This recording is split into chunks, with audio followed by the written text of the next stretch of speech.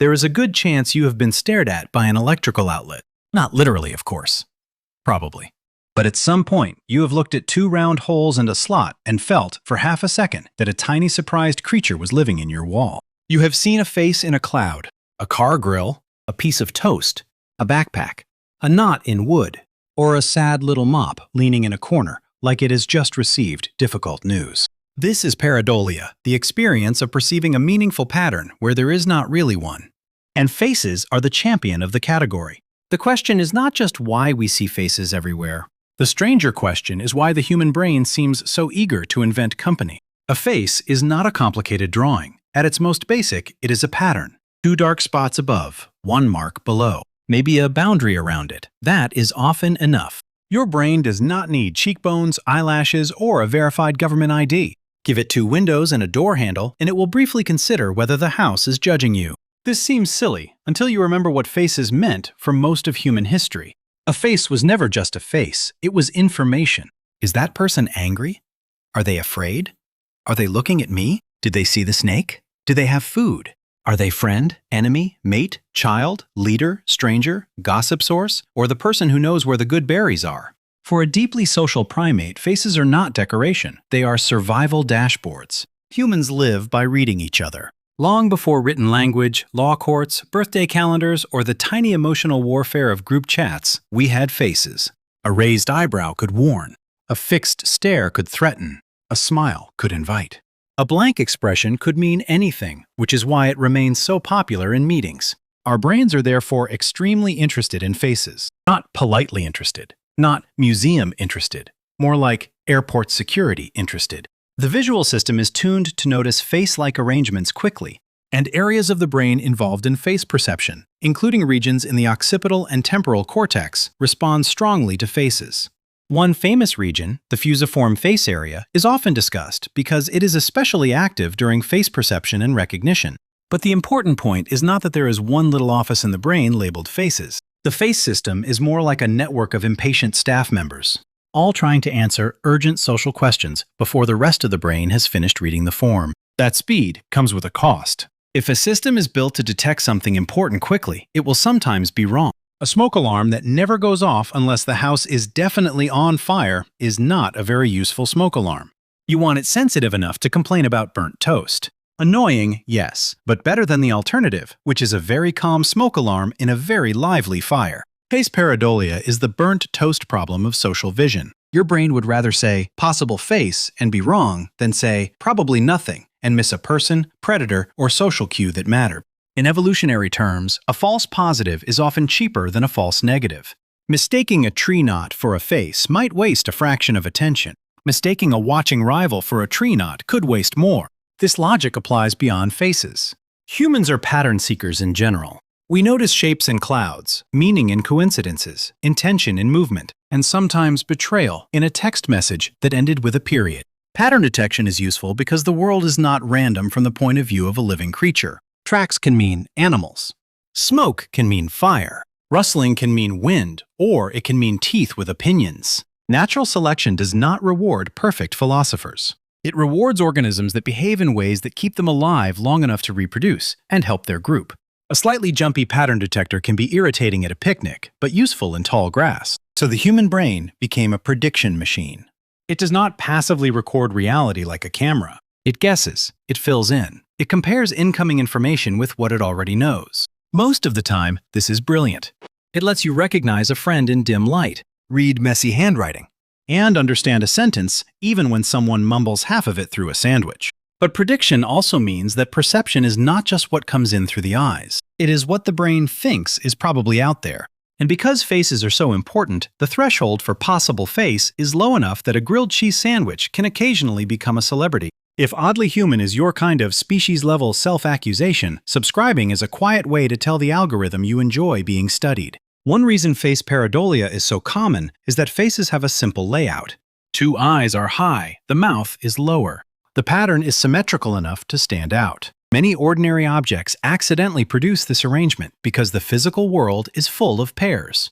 Windows, buttons, screws, holes, headlights, stones, fruit bruises, drawer handles. Humans did not design all of these to look alive.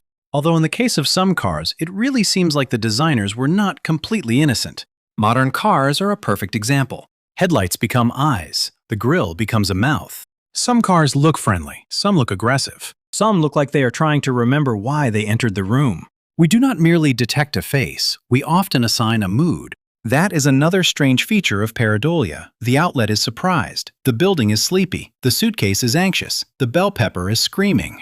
We are not just finding geometry, we are recruiting social machinery. Faces are useful because they carry emotion, attention, and intention. Once the brain decides something might be a face, it starts asking face questions. Where is it looking? Is it friendly?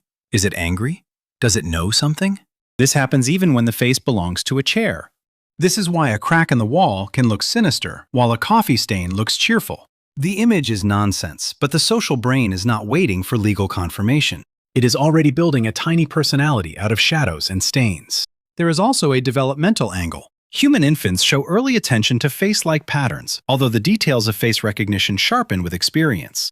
A baby enters the world with a powerful reason to care about faces. Faces mean caregivers. Caregivers mean warmth, food, safety, and not being left alone as a small, loud, poorly coordinated mammal. The infant does not need to understand identity the way adults do. It just needs to orient toward the kinds of patterns that are likely to be socially important. Over time, the system becomes more refined. We learn familiar faces, emotional expressions, cultural display rules, and the subtle difference between a genuine smile and the workplace version, where only the lower face has signed the contract. But the basic bias remains. We are face-ready creatures. This also explains why face pareidolia feels automatic. You can know perfectly well that a cloud is a cloud and still see the face. Knowledge does not erase perception. You do not believe the moon has a man in it. You do not think the outlet is emotionally available.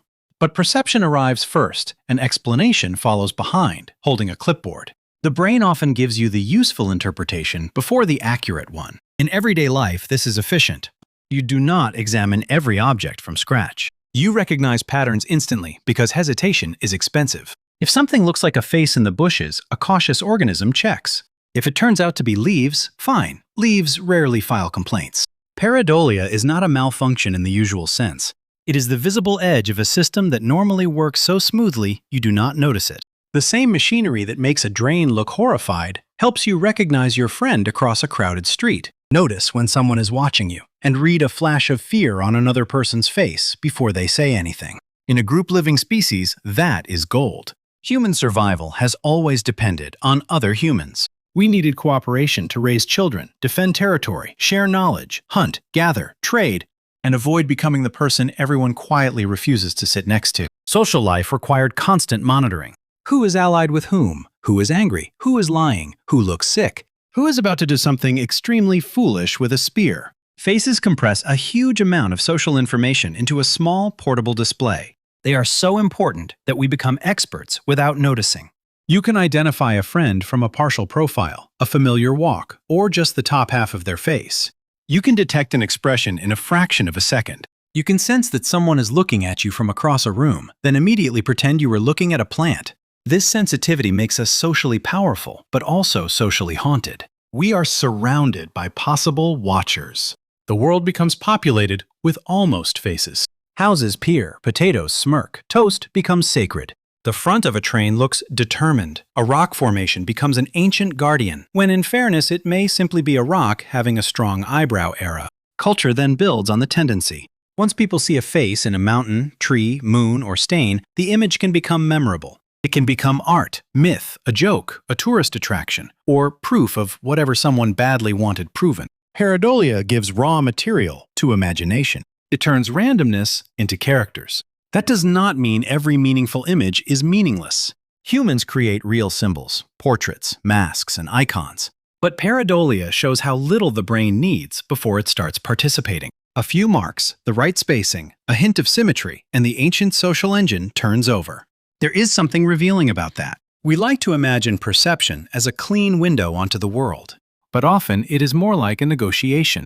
The eyes provide evidence, the brain provides expectations. Together, they produce the experience of reality, which is usually accurate enough to get us through breakfast, but not so strict that it refuses to find a face in the pancakes. And this is the real charm of seeing faces everywhere. It is not just a quirky optical illusion. It is a reminder that the human mind was built for a world full of agents. Other people mattered, animals mattered, hidden threats mattered, attention mattered. So we became creatures that search for eyes in the noise. Most of the time, the noise is innocent. The cloud is not watching. The outlet is not shocked. The toast has no prophecy. The mop is not depressed, though it has reasons. But the part of you that sees a face anyway is old, practical, and slightly over-enthusiastic. It is a survival system still doing its rounds in a world of appliances and carbohydrates. So the next time a wall socket looks surprised to see you, you do not have to feel foolish.